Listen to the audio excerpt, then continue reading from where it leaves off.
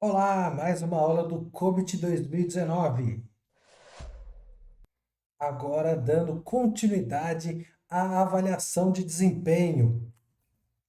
Então, nessa aula eu vou detalhar alguns componentes adicionais que a gente pode avaliar o desempenho e também algumas características que podem ser utilizadas na prática. Começando aqui na definição de lacunas de capacidade. Isso aqui você pode ter na prática implementado na sua organização.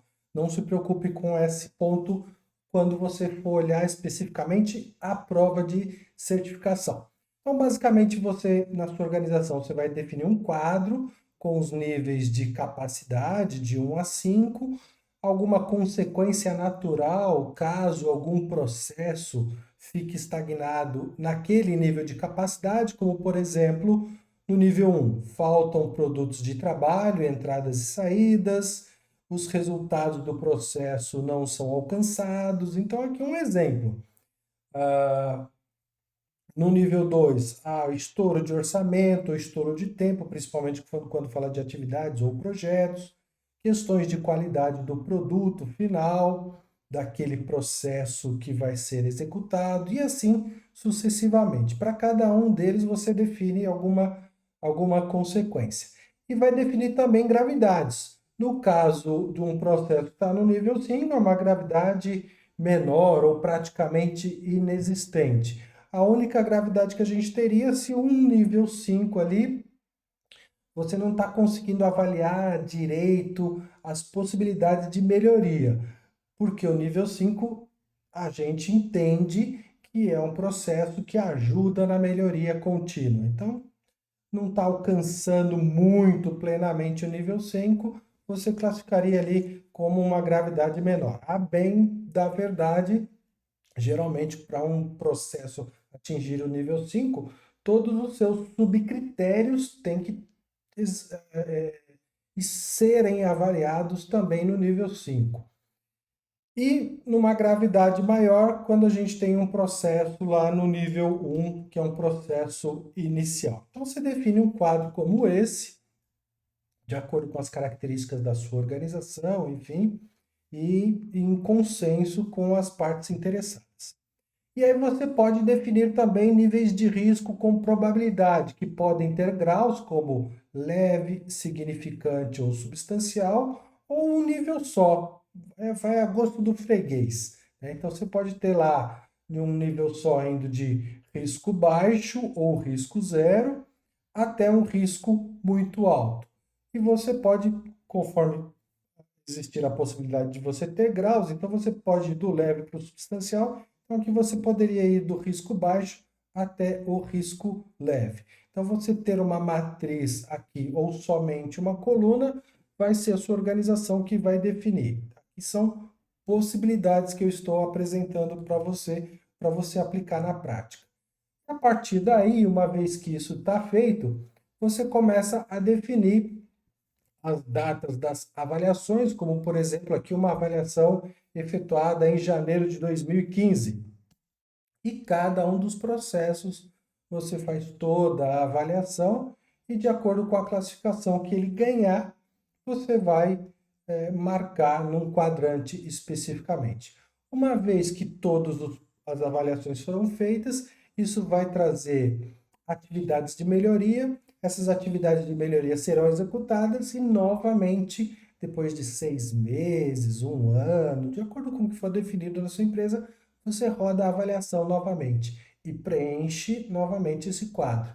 Atualiza as datas e aí você vai ter um quadro comparativo da data inicial e da data final para você poder comparar como que foi a movimentação desses processos ao longo desses 6 meses ou um ano, de acordo com o que a sua empresa definir. Então, essa é uma forma de você usar na prática essas avaliações de capacidade e não só isso, mas também fazer a avaliação de desempenho ao longo do tempo e fazer o acompanhamento das melhorias ao longo do tempo. Então, essa é uma das formas que você tem aí para fazer a utilização. Seguindo aqui, falando da gestão de desempenho em outros componentes. Todo e qualquer componente de um sistema de governança é factível de você usá-lo para avaliar o desempenho. Então, qualquer componente pode ser utilizado para você avaliar o desempenho. Claro que nesse momento ele vai destacar alguns, como a estrutura organizacional, itens de informação e a cultura e o comportamento. Por que destacando somente esse? Porque nas publicações atuais, que a gente tem até a data de hoje, do COBIT 19, 2019, a gente tem esses itens como componentes do sistema de governança adicionalmente e que poderiam, de alguma forma, você avaliar o desempenho.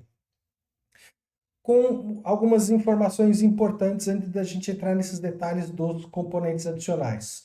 Os processos, os níveis mais baixos de capacidade, 1, 2, 3, ele não fixa ali uma regra, mas ele fala o seguinte: os níveis mais baixos exigem que um subconjunto desses critérios seja satisfeito. Então você pega lá um processo que está no nível 3, para ele alcançar o nível 3, tem um subconjunto de critérios que precisam ser atendidos para que ele alcance aquele nível, para que o processo alcance aquele nível 3, que eu usei como exemplo.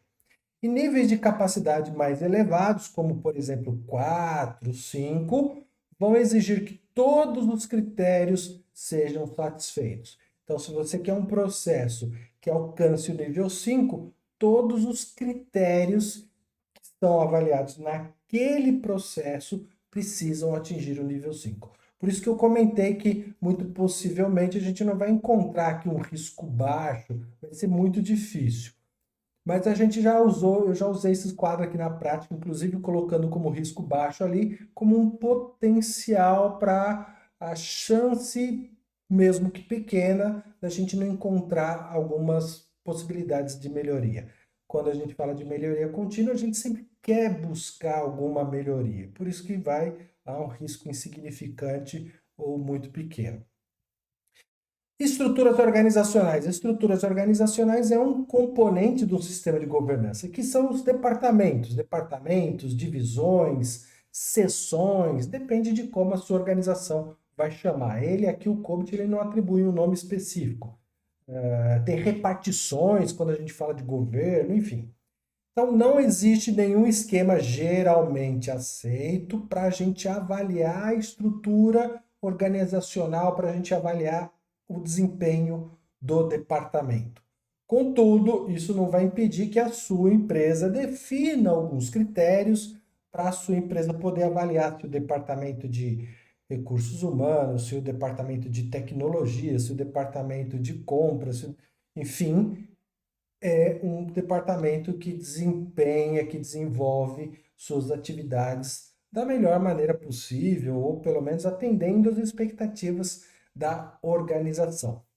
Olhando especificamente as estruturas organizacionais, os departamentos, para cada critério pode ser definido um número de subcritérios ligados a vários níveis de capacidade. Então você pode definir, a sua organização pode definir esses subconjuntos para ajudar a avaliar se os departamentos X, Y, Z estão desempenhando bem as suas atribuições. A execução bem-sucedida das práticas de processo da estrutura organizacional, pelas quais a estrutura tem autoridade e responsabilidade. O que significa isso? Todo processo você tem que ter ali a matriz RACI, com atribuições de prestação de contas, de responsável pela execução, e a mesma coisa é refletida pelo departamento. Então, uma das práticas importantes para a gente avaliar o departamento é que essa estrutura organizacional tenha claramente atribuição de autoridade com a prestação de conta e de responsabilidade às pessoas que vão executar as atividades. Basicamente é a matriz RACI. Então ele está dizendo que o departamento tem que ter uma matriz RACI. Se não tiver uma matriz RACI das responsabilidades do departamento, já leva ali um ponto negativo, digamos assim. E a aplicação bem-sucedida também de um conjunto de práticas chamadas funcionais. Então, além de uma atribuição correta de papéis e responsabilidades, depois tem as práticas funcionais, que são os princípios de operação, composição, extensão de controle, níveis de autoridade, direitos para decisão, delegação de autoridade e procedimentos para escalar caso uma situação ruim surja. Então, é o segundo item, ou grupo, né, conjunto de critérios para serem usados na avaliação do desempenho da estrutura. E o terceiro é a aplicação bem-sucedida de práticas de gestão. Elas são consideradas como não funcionais. E por que não funcionais? Porque são intrínsecas do próprio departamento, que é como o departamento se autoavalia. Vamos ver esses critérios aqui dos não funcionais. Então, basicamente, para a gente avaliar o desempenho das estruturas organizacionais, a gente tem que ver atribuições de papéis e responsabilidades, que não basta só a gente atribuir a autoridade e a responsabilidade. Tem que fazer a customização dos papéis e das responsabilidades para cada uma das organizações e cada um dos departamentos. E o segundo é a aplicação bem-sucedida de práticas funcionais. E o terceiro, aplicação bem-sucedida de práticas não funcionais. Lembrando que as práticas não funcionais, você tem que lembrar de práticas de gestão, práticas de gerenciamento do departamento. Vamos ver aqui. Olhando basicamente os princípios operacionais dos departamentos, setores, seções, repartições, enfim. Primeiro, tem que ter princípios operacionais formalmente definidos. O que é isso? É como o departamento trabalha. Então, o como o departamento trabalha tem que estar descrito, formalmente descrito, de maneira clara, de maneira objetiva. Tem que ter um mandato claro, ou seja, por que esse departamento é importante e quem deu autoridade para esse departamento funcionar. Documentado e bem compreendido pelas pessoas. Para não ter aquela situação de, mas que departamento é esse? Qual a sua responsabilidade? Enfim, então tenha esse mandato claro. Princípios operacionais têm que estar documentados de maneira objetiva e de maneira clara. Reuniões periódicas são realizadas conforme definido nos princípios operacionais. Então, dentro desses princípios operacionais, a gente também vai dar clareza de quando o departamento, a seção vai se juntar ali para fazer reuniões periódicas, ou para avaliar desempenho, ou para avaliar risco, enfim, algumas reuniões têm que acontecer e tem que dar clareza dessa agenda de reuniões. E os relatórios e as atas das reuniões estão disponíveis para as pessoas acessarem, para as pessoas lerem, e são realmente relatórios significativos e atas significativas. Então, para que haja um ponto positivo, uma nota boa nesse quesito, a gente tem que seguir todos esses tópicos. Composição. A estrutura organizacional é formalmente estabelecida. Então, tem um organograma da estrutura, quem reporta para quem é chefe, quem é supervisor, quem é coordenador, quem é técnico. Então, dá ali, criar ali um organograma claro dessa composição. Procedimentos para escalar, procedimentos para a gente reportar para as instâncias superiores, para as chefias, caso alguma situação ruim aconteça ou algum risco seja identificado, seja descoberto. Então, são procedimentos para o escalonamento, são definidos, são claros, são conhecidos e são aplicados sempre que uma situação ruim aconteça ou um risco seja identificado. Continuando aqui, extensão e controle. O que é extensão e controle? É a abrangência do departamento, até onde o departamento pode ir, as fronteiras de atuação do departamento. Então, ter um mandato claro, novamente, note que o mandato já apareceu duas vezes. Apareceu em princípios operacionais e apareceu aqui também na extensão e controle. documentado e bem compreendido. Princípios operacionais também são documentados, também aparece pela segunda vez, ele está lá em princípios operacionais e está também em extensão e controle. Por que é importante estar aqui? Para mostrar que naquela fronteira, naquela abrangência de atuação, tem formas de se trabalhar claramente definidos no departamento. As reuniões periódicas são realizadas conforme definido nos princípios operacionais e essas reuniões gerando atas de reunião, relatórios, enfim, também disponíveis e significativos. Então, esse grupinho aqui, ele aparece tanto na extensão de controle quanto na parte de princípios operacionais. Nível de autoridade e direitos de decisão. Os direitos de tomada de decisão dentro da estrutura organizacional, dentro do organograma, são definidos e documentados de maneira clara.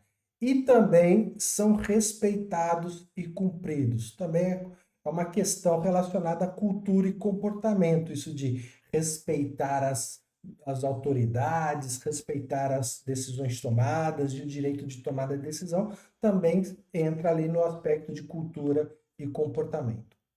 Delegação de autoridade é implementada de forma significativa. Então, sempre que surgir a possibilidade de delegar a autoridade dentro do departamento, que isso aconteça e aconteça claramente de acordo com os princípios operacionais e os níveis de autoridade e também direitos de tomada de decisão. Isso é bastante importante para dar autonomia para as pessoas poderem trabalhar dentro do setor, dentro do departamento. Olhando as práticas não funcionais. As práticas não funcionais seria o terceiro tópico ali para a avaliação do desempenho das estruturas organizacionais. E elas são decorrentes do ponto de vista da própria estrutura organizacional, ou seja, são práticas que o departamento impõe para ele mesmo, para ele fazer a autogestão do departamento. Como, por exemplo, identificar objetivos de desempenho da estrutura organizacional. Esse objetivo de desempenho tem que ser uma atribuição própria do próprio departamento com as suas próprias metas. Claro que tem que ter um alinhamento mais amplo com a organização. O desempenho da estrutura é planejado ao longo do tempo e fazer o trabalho de monitoramento, por isso um relatório similar àquele da avaliação de desempenho que eu mostrei aqui seria interessante. Nesse tópico, claro, a gente está falando só das capacidades dos processos, mas para outros itens também é importante você definir ali desempenho, planejar esse desempenho ao longo do tempo e fazer o trabalho de monitoramento, de acompanhamento. O desempenho da estrutura organizacional é ajustado para alcançar os planos. Então, já que fez um planejamento ao longo do tempo, pode ser que esse planejamento, depois de algum tempo, você identifique algumas necessidades de ajuste, então o ajuste é efetuado conforme necessário ao longo do tempo. Recursos e informações necessários são identificados, disponibilizados e alocados sempre que necessário, sempre que possível. Que tipo de recurso? Materiais, equipamentos, suprimentos, pessoas, verba para orçamento do departamento. Então, todos os recursos e também informações necessárias são identificados e disponibilizados conforme necessário. As interfaces com outras partes interessadas são gerenciados para garantir uma comunicação efetiva, eficaz, com clara atribuição das responsabilidades. Então, dá clareza, olha, o meu departamento interage com tal departamento e como ele interage, de que forma precisa haver essa interação. Então, tem que dar clareza nessas interfaces. Avaliações regulares resultam em melhoria contínua necessária em sua composição. Sua composição é a estrutura organizacional do departamento, no mandato ou qualquer outro parâmetro que seja importante para alcançar a melhoria contínua que foi identificada. Então, são os aspectos de práticas não funcionais, o departamento olhando somente para dentro do departamento. Itens de informação. Os componentes de item de informação para um sistema de governança é mais ou menos equivalente aos produtos de trabalho. Isso significa que os itens de informação são similares às entradas e saídas que são descritas nos processos e são descritas também nesse livro aqui, que são os objetivos de governança e gestão, que é aquele livro maiorzinho de 300 e algumas páginas.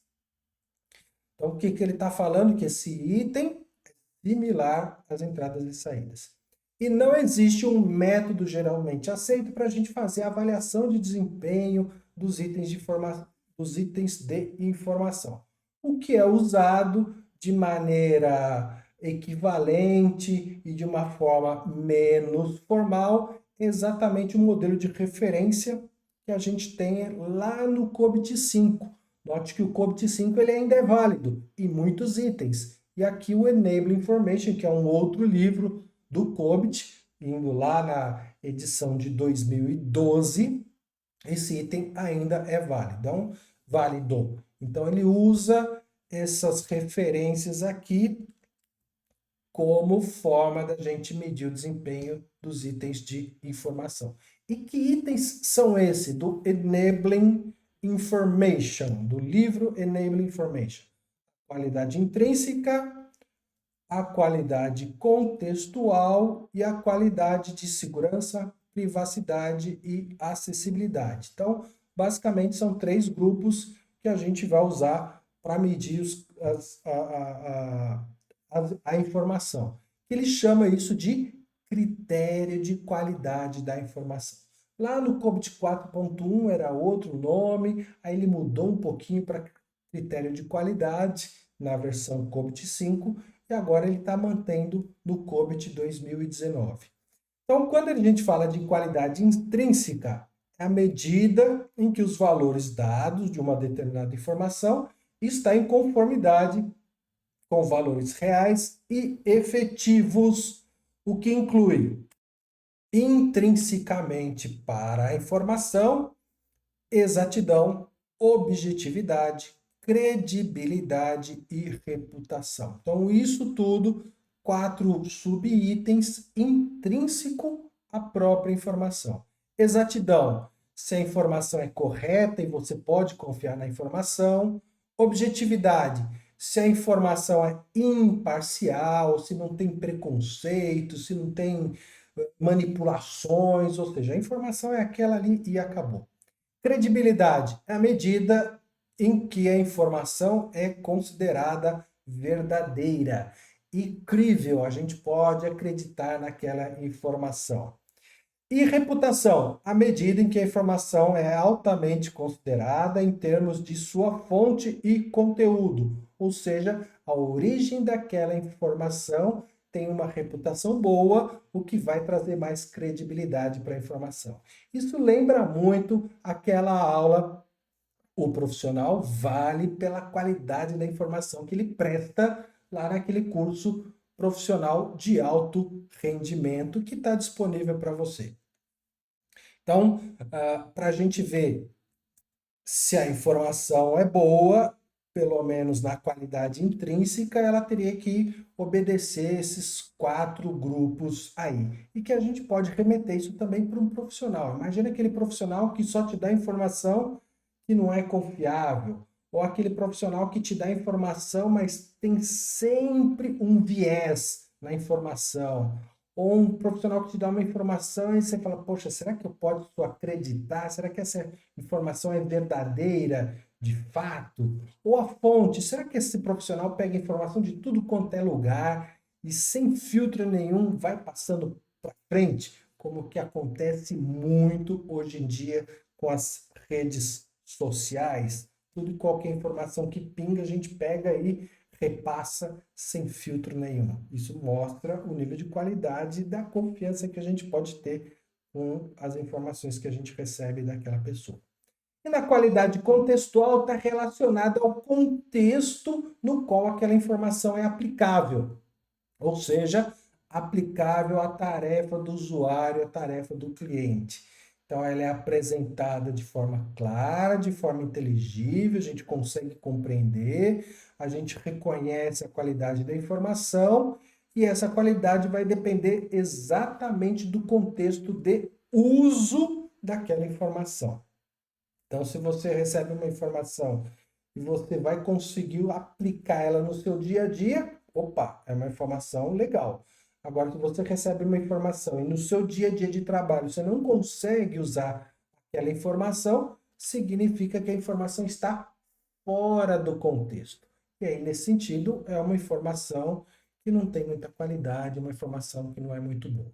Olhando o contexto, a gente tem relevância, completude, atualização, quantidade correta, representação concisa, representação consistente, interpretabilidade, compreensibilidade e facilidade de uso.